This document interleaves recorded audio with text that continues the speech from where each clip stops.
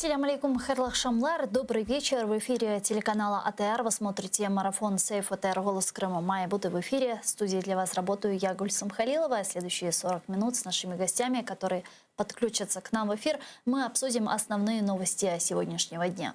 Вы также можете присоединяться к нашему эфиру на экраны ваших телевизоров. Режиссеры периодически выводят номер телефона +3 8073 419 41 58. Звоните нам абсолютно бесплатно по вайберу. Присоединяйтесь по скайпу atr.tv. Это наш адрес. Подписывайтесь на сайт телеканала АТР, atr.ua. Это наш адрес. Это даст нам возможность продолжать нашу информационную борьбу. Сегодня, так как финансовые проблемы и сложности телеканала АТР до сих пор не решены, мы нуждаемся сегодня в вашей и моральной, и материальной помощи. Спасибо всем тем, кто поддерживает телеканал АТР. Ну а мы переходим к обсуждению новостей. Сегодня в актовом зале Киевской православной богословской академии ПЦУ презентовали платформу освобождения политических заключенных. Бывший политзаключенный крымчанин Владимир Балух говорил ранее, что создание такой платформы – это моральная обязанность, так как есть люди, которые остаются в застенках Кремля. А вот бывший политический заключенный Олег Сенцов рассказал о целях и задачах этой платформы. Предлагаю послушать его цитату. Платформа – це позапартійне об'єднання, яке створено для захисту прав і звільнення всіх, хто ув'язнений з політичних переслідувань за межами нашої країни, на окупованих територіях і всередині країни. Нашою метою є якнайшвидше відновлення справедливості стосовно кожного. Ми хочемо, щоб питання звільнення політв'язнів було постійно у фокусі суспільної уваги, стало пріоритетним як для органів української влади, так і наших друзів і партнерів за кордоном. Ігор Чаленко, голова Центру аналізу та стратегії, політичний аналітик, зараз з нами на прямому зв'язку. Пане Ігорю, вітаю вас. Ассаляму алейкум. Доброго вечера, вітаю вас. Пане Игорю, ну что ж, инициирована и презентована платформа по освобождению политических заключенных. Как вы прокомментируете и в каком случае она будет эффективной и поможет действительно освобождению наших политузников? Безусловно, как по мне, это прекрасное начинание с точки зрения того, что бывшие политзаключенные, которых мы смогли освободить, они могут говорить сейчас единым голосом и в некой структуре работать на освобождение других политзаключенных, соответственно, проводить встречи и на международном уровне. Мы знаем, ряд политзаключенных не единожды ездили и страны там, Европейского Союза, тот же Сенцов, например, и они, в основном там один или несколько человек проводили встречи. Здесь же, имея такую платформу, это гораздо более весомо в переговорах, и таким образом, я надеюсь, мы сможем все-таки усилить давление на российскую сторону, которая продолжает удерживать ряд политзаключенных. И мало того, чтобы работать над освобождением тех, кто сегодня пребывает в местах удержания, так и, соответственно, фактически красный свет Российской Федерации показать касательно возможных новых дел. Особенно мы знаем ситуацию в Крыму, она действительно ухудшается. Это чувствует действительно крымская татарская община, крымско-татарский народ. Коренной народ, крымские татары не община, а коренной народ. Да, я прошу прощения. Но ситуация сегодня действительно, она накаляется, и я надеюсь, что именно эта платформа, она послужит эффективным инструментом наряду с международной деятельностью, например, Меджлиса крымско-татарского народа, и других общественных начинаний. И я уверен, все-таки государство Украина будет максимально способствовать работе этой платформы, потому что в ином случае это было бы глупо. Поэтому хотелось бы здесь видеть действительно единый фронт борьбы. Но мы сейчас видим очень много важных и нужных инициатив, начиная с новой платформы по освобождению политических заключенных. Верховной Раде Украины инициировали межфракционное объединение «Крымская платформа». Также инициировали межфракционное объединение по государственным инициативам инициативам для защиты национальных интересов. Вы знаете, что инициирована крымская платформа от Зеленского и платформа, над которой сейчас активно работает Министерство иностранных дел Украины. Вот что должно быть, чтобы все эти инициативы, они не остались лишь только на уровне инициатив, что, к сожалению, часто происходит в Украине? Ну, скажем так, само поднятие в информационном пространстве опять тематики Крыма, это уже, я считаю, с точки зрения эксперта, это уже маленький, но успех, поскольку, ну, к сожалению, должен констатировать, что из года в год почему-то Крым уходил на второй план.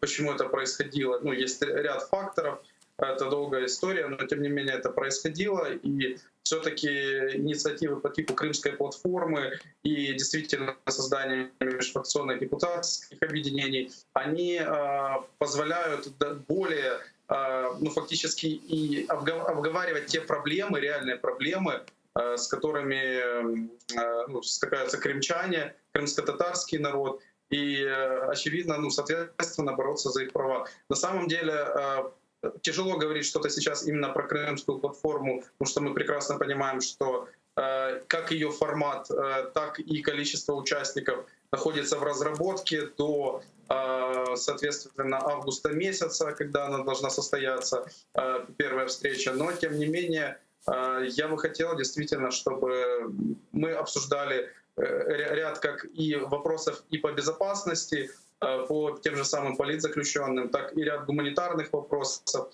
Хотелось бы, чтобы параллельно с этими инициативами усиливалась политика по, ну, фактически усилению интеграции тех, кто хочет людей, соответственно, там обучение в Украине, соответственно, документация. Все то, что было переведено, например, в Херсон, там для крымских татар, но мы знаем, есть большие на сегодня бюрократические проблемы. То есть мы должны идти все к тому, чтобы, несмотря на все те преграды, которые существуют, крымчане, те, которые хотят дальше оставаться в Украине, они могли это делать, и государство им этому не препятствует. Давайте обсудим еще одну новость. Сегодня прозвучала из уст генерального секретаря НАТО Янса Столтенберга.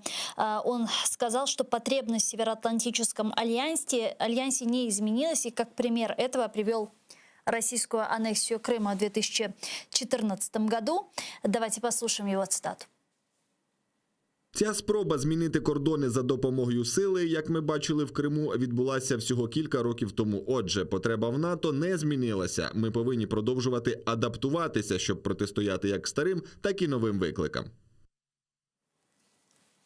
Ну, как вы считаете, можно ли после этого заявления ожидать усиления позиций НАТО по Украине, да и в принципе самой инициативы Североатлантического альянса? Ведь ну, в последнее время ставилось под сомнение вот все-таки и вопрос реагирования НАТО на глобальные угрозы. Ну, скажем так, внутренние проблемы НАТО, они были связаны более с прошлой администрацией Трампа в Соединенных Штатах.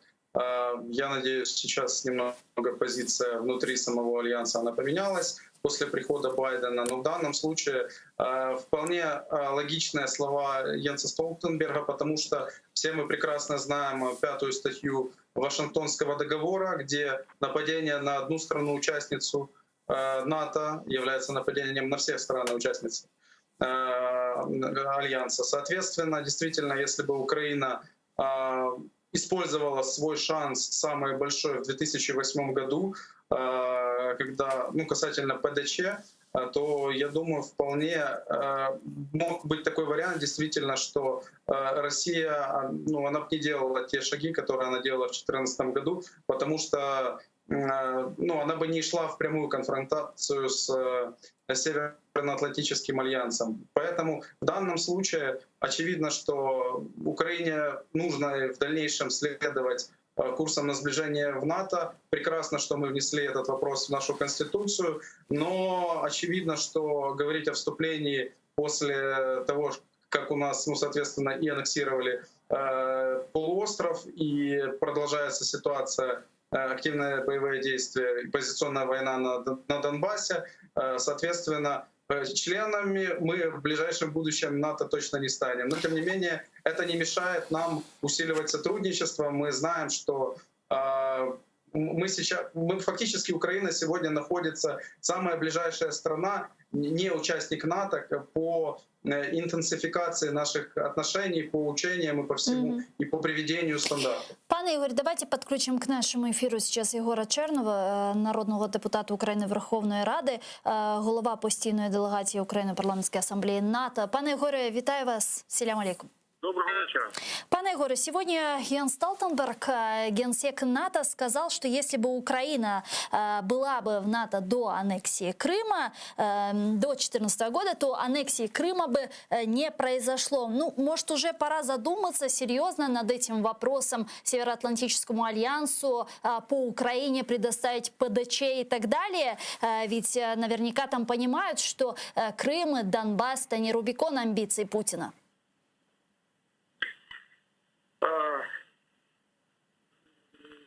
Скажімо так, Північно-Атлантичний альянс добре розуміє зараз ситуацію з Російською Федерацією і прямо називає її фактично агресором, абсолютно чітко не визнаючи анексію Криму.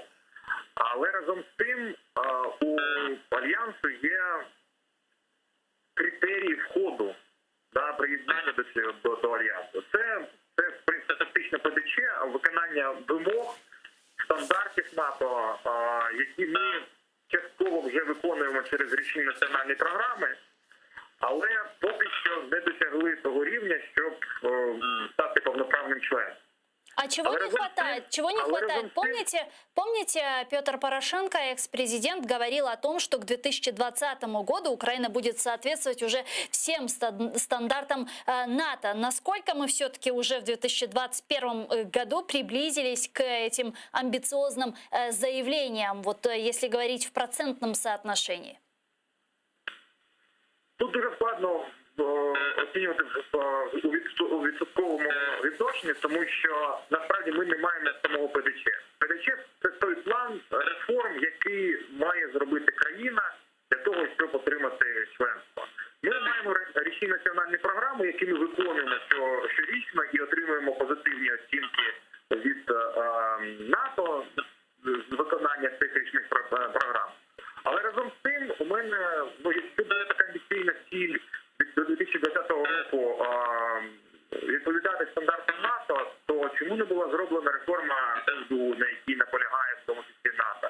Чому не були прийняті закони про оборонні закупівлі, які ми прийняли минулого року, які дозволяють побороти корупцію в оборонних закупівлях?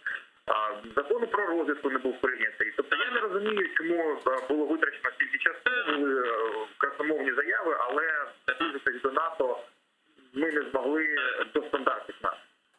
Тому в якій мірі ми зараз виконали, це також складно сказати, тому що це дуже комплексне питання, це реформування не тільки сфери оборони та безпеки, але і судової реформи це питання, тому що верховенство права – це також вимога, в тому числі і НАТО. Це і демократичні цінності, скажімо так, але з цим у нас все гаразд. Тобто там дуже багато комплексна така реформа, яка вимагається сам для того, щоб приєднатися до альянсу. Ну и плюс ко всему прочему, многие политические аналитики и эксперты говорят о том, что пока на территории Украины идут активные боевые действия, оккупирована часть территории, говорить о в ближайшей перспективе о вступлении Украины в НАТО не приходится. Так ли это действительно? Действительно ли боевые действия на нашей территории, они мешают вступлению в НАТО? На одному з заходів спільних в НАТО я задавав таке питання Єнсу Столтенбергу, що потрібно зробити, які передумови мають бути у України для того, щоб вступити в альянс. Чи загрожує нам не вступ до альянсу саме ці конфлікти? На що Єнс Столтенберг відповів про те, що єдине, що зараз заважає Україні набути членство, ну тобто отримати спочатку ПДЧ, потім набути членство, це реформа. Якщо ми зосередимося на реформах, то і виконуємо те саме домашнє завдання, я думаю, що проблемою не буде. То есть если мы сможем во всех сферах все подогнать под стандарты НАТО и при этом будет продолжаться боевые действия на востоке Украины и оккупирован полуостров, то в принципе шансы есть. Правильно я вас поняла? Я думаю, що можуть бути з якимись відмовками, тобто, що якась стаття договору не, наприклад, я не кажу, що це обговорюється, чи якимось чином транслювалося НАТО. Але можливо, такий варіант також може бути, що він не розповсюджується, наприклад, 5 стаття на територію Донбасу, яка зараз перебуває у воєнних діях. Дякую дуже, пане Єгоре. Єгор Чернев, народний депутат України, фракція «Слуга народу» та голова постійної делегації України у парламентській асамблеї НАТО, був з нами на прямому зв'язку. А тем временем президент США Джозеф Байден продлил на год санкции в отношении России, введенные в 2014 году в связи с событием в Украине и в Крыму. Уведомление об этом опубликовано в Федеральном реестре США. Напомню, американские санкции 2014 года касались ряда официальных лиц России. Ограничительные меры затронули также крупных российских предпринимателей и несколько компаний руководства самопровозглашенных Донецкой и Луганской народных республик. С тех пор санкции ежегодно продлеваются. Давайте послушаем цитату. Дії і політика Росії, які стали причиною введення санкцій, продовжують створювати надзвичайну загрозу національній безпеці і зовнішній політиці США. З цієї причини надзвичайний акт, оголошений 6 березня 2014 року, і заходи, прийняті для його реалізації, повинні продовжувати діяти і після 6 березня 2021 року. Пане Игорю, вот мы уже прошло 7 лет, и мы каждые полгода, год, когда голосуют за пролонгацию санкций по Крыму, обсуждаем эти вопросы. Но если говорить об эффективности этих санкций, вот уже прошло 7 лет, насколько они реально приносят материальный ущерб экономике России? Насколько они все же эффективны? Можем ли мы рассчитывать на то, что в долгосрочной перспективе мы сможем увидеть результат от этих санкций? В большинстве своем санкции несут действительно экономический эффект, причем в среднесрочной и дальнесрочной перспективах. И поэтому, в принципе, если анализировать действительно прошедшие 7 лет, то можно констатировать, что санкции возымели частичный позитивный эффект с точки зрения того, что Российской Федерации пришлось, например, отказаться от фонд благосостояния, куда они постепенно накапливали ресурсы от продажи нефти и газа на будущее поколение. В итоге бюджет стал дефицитным. То есть, и, соответственно, те ресурсы, которые оккупант вкладывал в полуостров, в свои инфраструктурные проекты, связанные там с строительством необходимых для развития баз дорог и всего остального. Мы знаем сейчас, соответственно, и в Крым хотят вернуть, соответственно, ядерное оружие. Выходит ситуация такая, что все это подорвало в общем российскую экономику, и каждый год ВВП РФ просто от санкций теряет где-то от 1% до 2% ВВП ежегодно, то есть срезается просто возможность роста. Соответственно, все это накладывается на все проблемы, которые есть внутри Федерации, и, как мы видим, уже сейчас Россия не может те ресурсы, которые даже раньше направляла в полуостров для того, чтобы купить крымчан, фактически, да, там, как они называли, там строительством той же там Тавриды и так далее. Сегодня уже этих финансов просто нет. Не говоря уже о том, чтобы обеспечить в Крыму даже самое необходимое доставку той же, например, воды иными средствами, а не через Северно-Крымский канал. Соответственно, все эти санкции, опять-таки, начну с чего я говорил в начале, они действительно дают свой эффект. Но, к сожалению, они не настолько молниеносны. Давайте поговорим еще про Донбасс, тему, которую мы уже неоднократно с вами упоминали. Вот недавно пресс-секретарь президента РФ Песков заявил, что эскалация на Донбассе происходит по вине украинских бойцов, тогда как военное руководство Украины утверждает, естественно, обратное. Давайте послушаем Пескова. Мы действительно с глубокой озабоченностью наблюдаем за растущей напряженностью на линии соприкосновения. Мы фиксируем все чаще и чаще обстрелы территории Донбасса со стороны украинских вооруженных сил или разных формирований, которые у Украины имеются вблизи линии соприкосновения. Мы фиксируем вход украинских военных в те зоны, где они не должны быть после завершения разведения. Все это повод для серьезной обеспокоенности. Министерство иностранных дел Украины отреагировало на заявление спикера Кремля Пескова о приближении Киева к опасной линии в конфликте на Донбассе. В министерстве посоветовали России прекратить перекладывать ответственность на других. Об этом говорится в комментарии пресс-секретаря МИДа Олега Николенко. Цитирую, он сказал следующее. «Россия должна, наконец, прекратить перекладывать ответственность на других и начать выполнять взятые на себя мирные обязательства. Риторика о приближении к опасной линии ложится в логику войны, от которой до сих пор не могут отказаться в Кремле». Конец цитаты. К нам сейчас присоединяється Андрій Тетерук, командир добровольчого батальйону патрульної служби міліції особливого призначення «Миротворець» ГУМВС України, народний депутат України 8-го скликання. Пане Андрію, вітаю вас. Доброго вечера. Пане Андрею, как вы воспринимаете вот эти последние новости? Песков говорит о том, что Украина якобы нарушает какие-то договоренности и обвиняет Украину в эскалации конфликта на Донбассе. Ну а реакцию украинского МИДа я уже зачитала. Как вы это прокомментируете? Ну, це відверта і цинічна брехня. Якщо б українські військові зараз знаходились десь в Брянській області, тоді б було б якась стурбованість з боку Кремля цілком зрозуміло. А так, як ми зараз говоримо про те, що українські військові роблять визначену Конституцією України і законодавством України функцію забезпечення безпеки нашої держави від зовнішньої агресії, то знаходження їх на українській території на 101% обґрунтовано і зрозуміло. Обвинувачувати Україну в тому, що нібито ми є агресорами, ну це цинізм вищого гатунку. Власне, та, скажімо, складова кремлівської пропаганди, яка бере початок від геббельсовської пропаганди нацистської Німеччини. Но мне кажется, Геббельс бы, наверное, сейчас позавидовал все же им.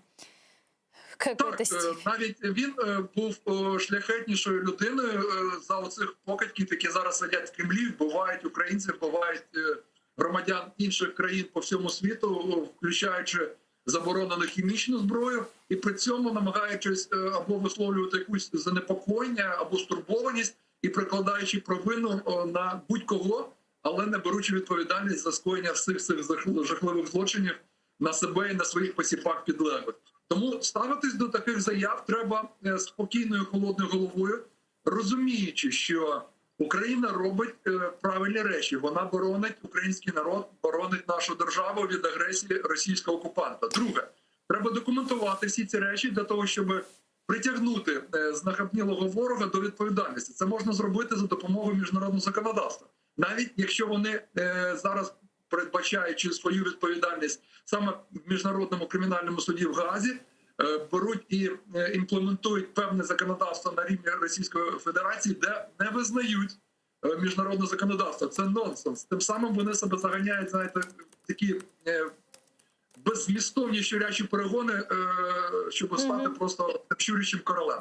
Я думаю, що ці заяви скоріше панічні, ніж прагматичні. Ось так. Но, тем не менее, мы видим активизацию боевиков, террористов на востоке Украины. В последнее время ведутся активные такие, можно сказать, нападения на украинской позиции со стороны российских наемников. С чем вы связываете такую активизацию и возможный односторонний срыв перемирия? Или, возможно, я неправильно говорю, может быть, этого перемирия и в принципе не было?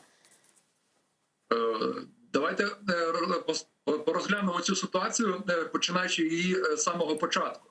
Російська Федерація, бачачи, що українські збройні сили і тоді добровольчі батальйони звільняли українську землю від цих найманців, яких Росія спонсорувала задля захоплення української влади і створення так званої Новоросії.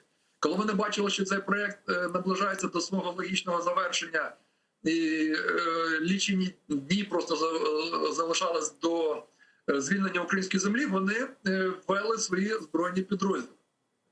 Все. Після того ситуація стала повністю однозначно категоричною в тому напрямі, який відбувся. Все. Злочин, доведений злочин можна вважати незакінченим. Тому далі коментувати, що і в який спосіб робить Російська Федерація, ну просто позбавлено сенсу. Вони є щоденно злочинцями і вбивцями. Навіть якщо вони припускали тимчасове зменшення інтенсивності обстрілів, це було просто лічені доби або дні для того, щоб просто чергово продемонструвати, що нібито Україна порушила це перемир'я.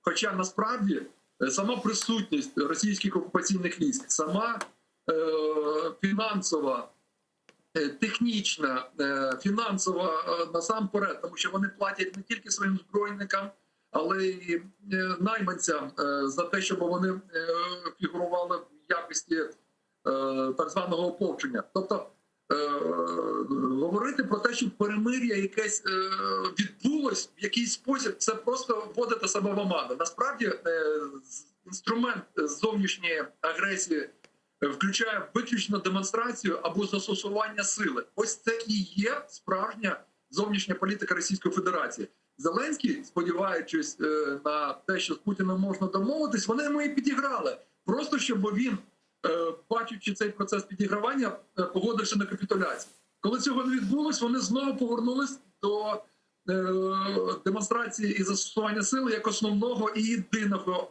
інструменту ведення зовнішньої політики. До цього треба готуватися. Я впевнений, що наші Збройні сили в порівнянні з 2014 роком мають що відповідати на такі провокації з боку окупаційних військ. Дякую дуже, пане Андрію. Чухсагл, у нас Андрій Тетерук був з нами на прямому зв'язку, народний депутат України 8-го скликання. Пане Ігорю, а связываете ли вы эскалацию на востоке Украины с последней активизацией нашего руководства и введения санкций против Медведчука и его телеканалов?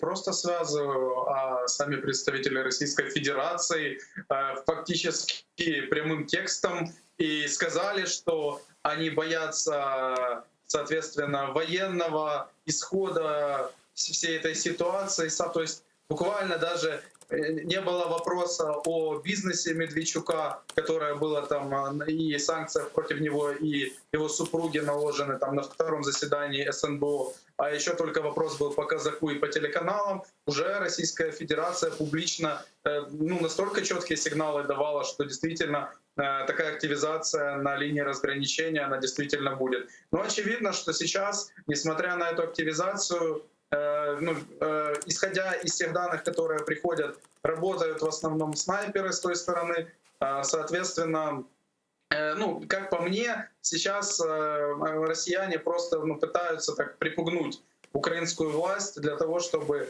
более снисходительно относились к соответствующим лицам, которых сейчас подпали под санкции. Тем не менее, видим, что это не помогает, поэтому действительно дальнейшая эскалация целиком возможна. Причем этому будет помогать как и крайне плохая ситуация в тристоронней контактной группе, так и те события, которые проходят внутри так званых республик, где мы слышим уже постоянные разговоры, давайте там объединять две республики, уже и чуть ли не там псевдопрезидента начинают выбирать, бывшего министра Украины МВД господина Захарченко. То есть, соответственно, пошла совершенно в другую сторону вся ситуация, и очевидно, все то, над чем работал и Зеленский, офис президента, ну, фактически это закончилось ничем. И поэтому сейчас работает тот план «Б», который нам обещал офис президента. Но нам и РНБО обещала 5 вариантов развития дальнейших событий, 5 вариантов разрешения ситуации на востоке Украины. Но пока что мы ничего не видели. Почему? Ну, как было сказано в интервью Арсена Авакова на этот счет, когда его спрашивали, то говорит, что действительно эти 5 вариантов были, но 2 было рабочих, соответственно, то, что было, ну, самое реалистичное пошло в ход. Поэтому ну, целиком возможно, что действительно эти 5 вариантов были, но на них, очевидно, гриф «секретно», как и должно быть. Но я не исключаю, что опять-таки поднимется вопрос о миротворцах, поскольку говорить о большой войне, то есть полномасштабном наступлении с Донбасса, ну, пока это преждевременно. Но, тем не менее, для себя я такой риск вижу. Но все-таки я не думаю, что он превалирует. Сегодня в польской столице, в Варшаве, запланирована первая встреча Люблинского треугольника Польша, Литва, Украина в формате советников президента по национальной безопасности. С нами сейчас на прямой связи Глеб Парфенов, керівник департаменту безпекової політики в Центр політичних студій «Доктрина». Пане Глебе, вітаю вас. Витаю. Как вы думаете, какие вопросы сегодня будут подниматься на заседании Люблинского треугольника?